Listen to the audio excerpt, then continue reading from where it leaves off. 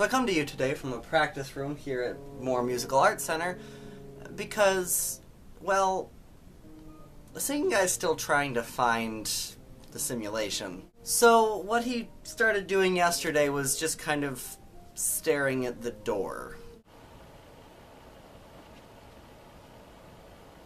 I don't know if he's trying to mind meld with it or what, but I've learned it's best just to let singing guy do whatever he wants to, and I just kind of stayed aside like I usually do. So I decided to come here, that way if someone were to walk by I could just kind of start playing piano and people wouldn't think I'm crazy. Because I always strive not to be crazy. And so because of all that, I also apologize if there's any ambient noises, namely people practicing, because this is in an area of practice rooms, so there are probably, in fact there are people practicing, so you may occasionally hear music off in the background. That's not me.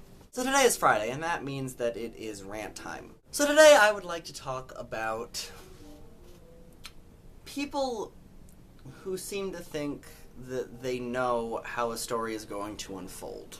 Now obviously this phrase can be meant in a variety of different ways, and to illustrate exactly what I mean by this, I'm going to use an example from Squaresville. Squaresville is a show about two friends, Esther and Zelda, who are basically just trying to survive growing up in their small town. Obviously there's a lot more to it than that, but that's basically what you need to know for the basic plotline. I will also say that if you haven't watched Squaresville, you should go do that, because it's a really good show. And I've said that a lot on Tumblr, but I haven't really said it here on this channel before, so go watch Squaresville. There'll be a link for it down in the doobly-doo. It's a really good show. One thing I forgot to mention is that this is a YouTube series, so it's on YouTube. It's very similar to Lizzie Bennet Diaries in that regard. That's the only thing that's similar to Lizzie Bennet Diaries, aside from, of course, Mary-Kate Wiles. But that's also important to know.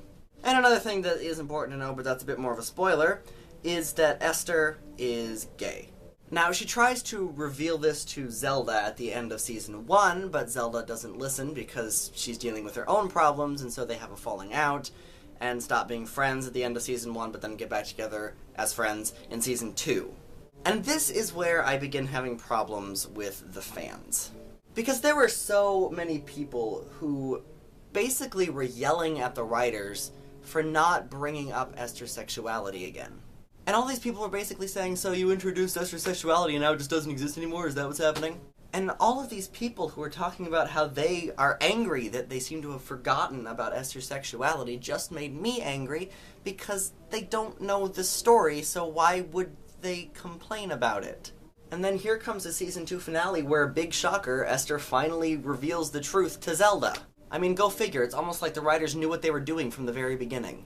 So that's really just one example, what I'm specifically talking about, and while I don't see it all that often, when I do see it, it just annoys the crap out of me. That's my opinion, but, you know, you can let me know what you think down in the comments. And I will see all of you, I don't know, at least on Monday.